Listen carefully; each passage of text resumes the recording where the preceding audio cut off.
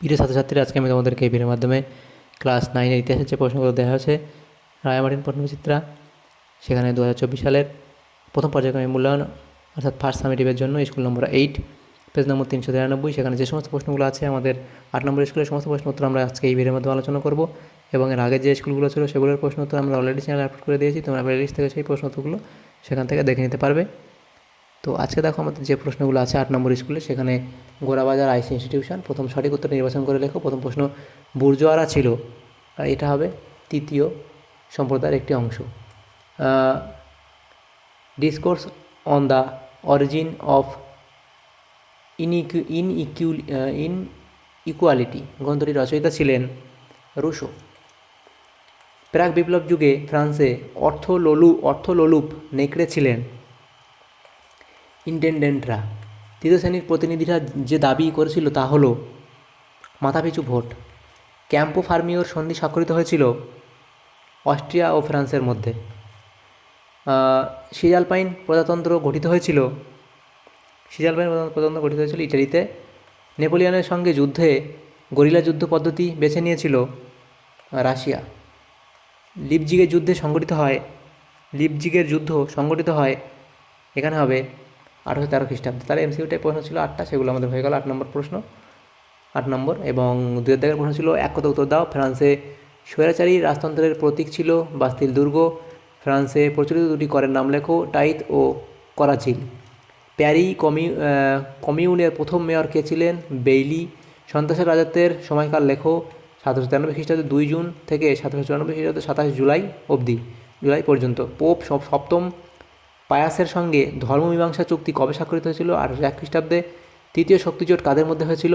England, Austria, Russia ও সুইডেনের মধ্যে। মহাদেশীয় অবরোধ ব্যবস্থা কবে চালু হয়েছিল? 1806 খ্রিস্টাব্দে। নীল নদের যুদ্ধে নেপোলিয়ন কার কাছে পরাজিত হয়েছিল? নেলসনের কাছে। 2 কথা উত্তর দাও যে কোনো 4টি। লেত্র দ্য গ্রেস কি? লেত্র দ্য গ্রেস জারি করে যে কোনো অভিযুক্ত ব্যক্তিকে মুক্তি দেওয়া যেত। টেনিস কোর্টে শপথ কাকে বলে? এটাতে লেখা আছে, এই অবধি তোমরা লিখে দেবে। টেনিস কোর্টে শপথ কি, ডিটেলস এখানে লেখা আছে, এই অবধি লিখলেই তোমাদের যথেষ্ট। অ্যাসানেট কি? অ্যাসানেট হলো ফরাসি সংবিধান সভা প্রবর্তিত এক প্রকার, এটা হবে কাগজের নোট। 4 দাগের প্রশ্নে বলা আছে শতদিবসের রাজত্ব কাকে বলে? 1814 খ্রিস্টাব্দে মিত্রশক্তির কাছে পরাজিত নেপোলিয়নকে ফ্রান্সের সিংহাসনচ্যুত করে এলবা দ্বীপে পাঠানো হয়। নেপোলিয়ন 1 বছরের মধ্যেই 1050 জন সৈন্য নিয়ে এলবা দ্বীপ থেকে ফ্রান্সে ফিরে আসে। এই সময় নেপোলিয়ন ফ্রান্সে 1815 খ্রিস্টাব্দের 20 মার্চ থেকে 29 জুন অবধি 29 জুন পর্যন্ত 100 দিন রাজত্ব করেন। একে শতদিবসের রাজত্ব বলা হয়। জুনটা কী সেটা এবার লিখবে, তাতে লেখা আছে। ট্রাফালগার যুদ্ধ কবে কাদের মধ্যে সংঘটিত হয়? 1805 খ্রিস্টাব্দে ট্রাফালগার যুদ্ধ হয়। ট্রাফালগার যুদ্ধ হয়েছিল ইংল্যান্ড ও ফ্রান্সের মধ্যে। এই যুদ্ধে ইংরেজ নৌসেনাপতি অ্যাডমিরাল নেলসন নেপোলিয়নের বাহিনীকে পরাজিত করেন। 4 দাগের প্রশ্নে নিচের প্রশ্নগুলো উত্তর দাও। প্রথম প্রশ্ন, ফ্রান্সকে রাজনৈতিক কারাগার বলার কারণ আলোচনা করো।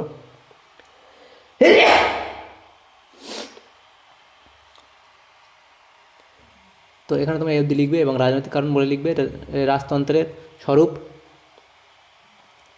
রাজন্যবর্গের দুর্বলতা, দুর্নীতি প্রশাসন, এগুলো লিখবে, হয়ে যাবে। অথবা প্রশ্ন ছিল সন্ত্রাসের শাসনে ফ্রান্সের রোবাসপিয়ারের ভূমিকা আলোচনা করো। রোবাসপিয়ারের উত্থানের পটভূমি লিখবে এবং রোবাসপিয়ারের লাল সন্ত্রাস, রোবাসপিয়ারের পতন, এই অবধি লিখলে হবে। তারপর দ্বিতীয় দেখো, নেপোলিয়ন মহাদেশীয় অবরোধ ব্যবস্থার আলোচনা করো। মহাদেশীয় অবস্থা, মূল কথা এবং নেপোলিয়ন মহাদেশীয় ব্যবস্থা গ্রহণের উদ্দেশ্য, মহাদেশীয় ব্যবস্থার প্রয়োগ, অবধি লিখবে। Orders in council, Milan decree, orders decree, এগুলো লিখবে, মন্তব্য লিখবে শেষে। অথবা প্রশ্ন ছিল নেপোলিয়নের পতনের কারণগুলি লেখো। ভূমিকা, নেপোলিয়নের পতনের কারণ 1 নম্বর, নেপোলিয়নের অপরিমিত উচ্চাকাঙ্ক্ষা, সাম্রাজ্যের দুর্বল ভিত্তি, স্বৈরাচারী শাসন, মহাদেশীয় অবরোধ প্রথা, ধর্মীয় বিবাদ, স্পেন ও মস্কো নীতি, ইংল্যান্ডের বিরোধিতা, জাতিসমূহের যুদ্ধ এবং উপসংহার বলে শেষ করবে এটা। তারপর 5 নম্বর প্রশ্ন কী বলা আছে?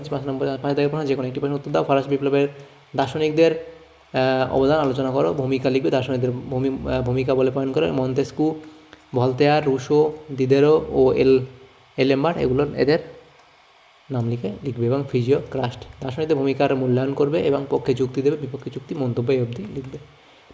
পরের প্রশ্ন ছিল নেপোলিয়নের রাশিয়া অভিযান আলোচনা করো। সেখানে আক্রমণের পটভূমি, রাশিয়া আক্রমণ, সৈন্য, নেপোলিয়নের আক্রমণ এবং রাশিয়ার পরামাটি নীতি, বোরোডিনের যুদ্ধ, মস্কো দখল, রাশিয়ার পাল্টা আক্রমণ। এ অবধি লিখবে, তাহলে তোমাদের এটা কমপ্লিট হয়ে যাবে। তাহলে আমাদের দেখো ক্লাস 9-এর ইতিহাসের যে প্রশ্নগুলো ছিল 8 নম্বর স্কুলে, সেগুলো আমরা আলোচনা করলাম, প্রত্যেকটা প্রশ্নের উত্তর। তো যদি ভিডিওটা তোমাদের সামনাসামনি উপকার এসে থাকে তো অবশ্যই লাইক করবে, আর চ্যানেল নতুন থাকলে অবশ্যই চ্যানেলটাকে সাবস্ক্রাইব করে রাখবে পরবর্তী স্কুলে প্রশ্ন উত্তরগুলো পাওয়ার জন্য। Thank you, thanks for watching.